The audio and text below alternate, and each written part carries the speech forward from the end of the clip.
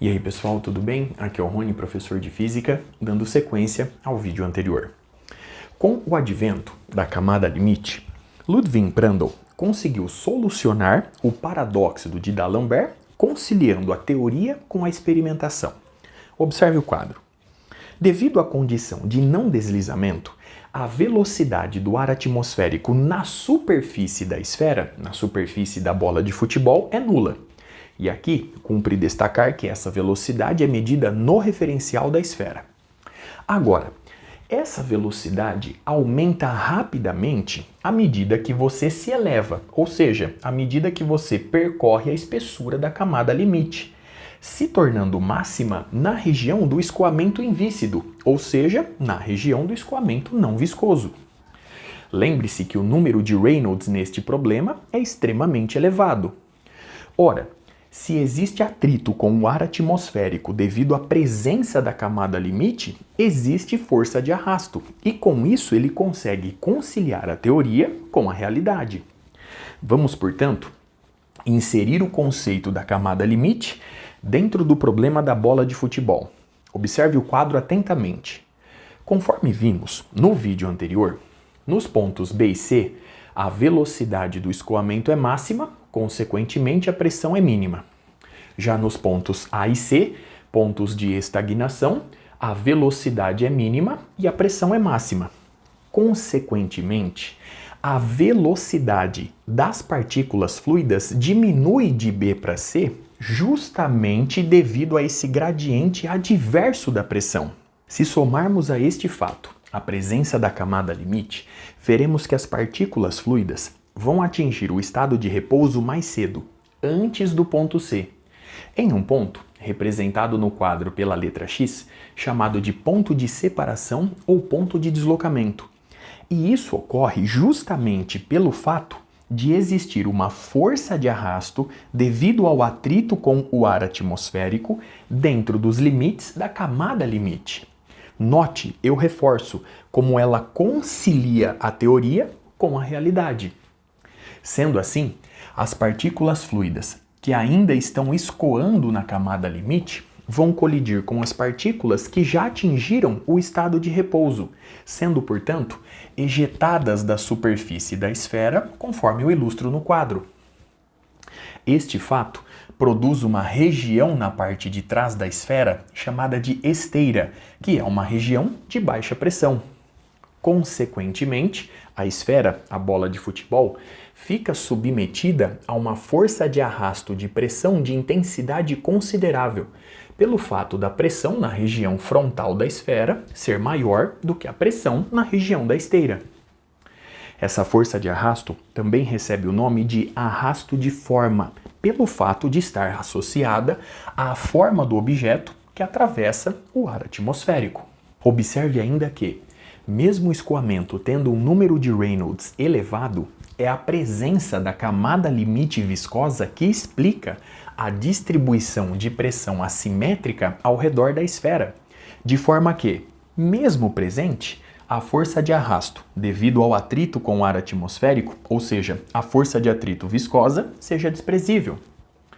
Analisando a figura mais uma vez, surge a seguinte pergunta: como eu posso diminuir a intensidade da força de arrasto na esfera, na bola de futebol, devido a essa diferença de pressão?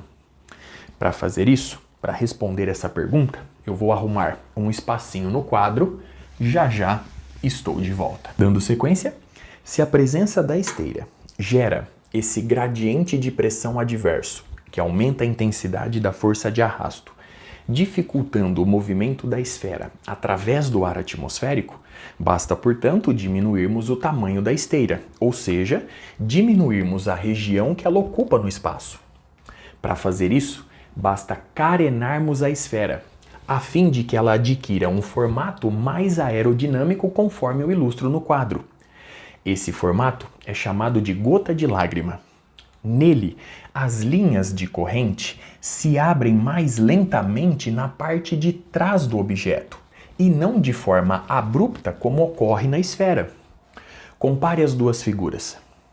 Conforme vimos há pouco, As partículas fluidas na camada limite atingem o estado de repouso mais cedo, antes do ponto C, em um ponto X chamado de ponto de separação ou ponto de deslocamento. Consequentemente, observe atentamente o quadro. A pressão nessa extensão da camada limite, do ponto B ao ponto X, aumenta rapidamente. E é justamente este fato, conforme vimos há pouco, que gera a ejeção das partículas fluidas a partir da superfície da esfera, gerando essa abertura abrupta das linhas de corrente, o que contribui para o aumento do tamanho da esteira. Logo, você gera um gradiente de pressão adverso maior, aumentando a intensidade da força de arrasto, dificultando o movimento da esfera através do ar atmosférico. No perfil afilado, no perfil em forma de gota de lágrima, a pressão também aumenta ao longo da extensão da camada limite, ao longo da extensão do corpo. No entanto, esse aumento é gradual, é lento, de forma que as partículas fluidas conseguem percorrer praticamente toda a extensão da camada limite, toda a extensão do corpo, se desprendendo da superfície apenas na parte final. Com isso, você consegue diminuir o tamanho da esteira, diminuir a região que ela ocupa no espaço. Logo, o gradiente de pressão adverso diminui, diminuindo a intensidade da força de arrasto, e com isso você facilita o movimento do corpo através do ar atmosférico.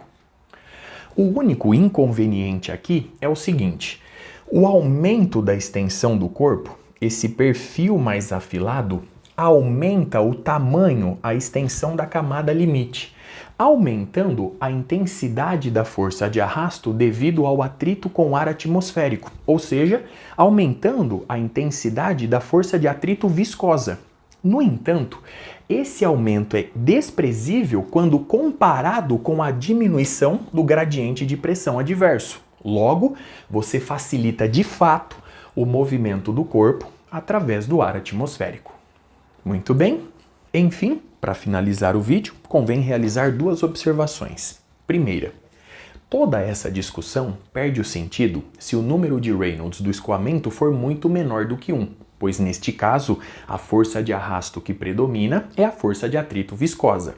E segundo, você acaba de estudar aqui a diferença entre escoamento viscoso e não viscoso, e a importância da camada limite em escoamentos em que a viscosidade é desprezível, no entanto, superior a 0.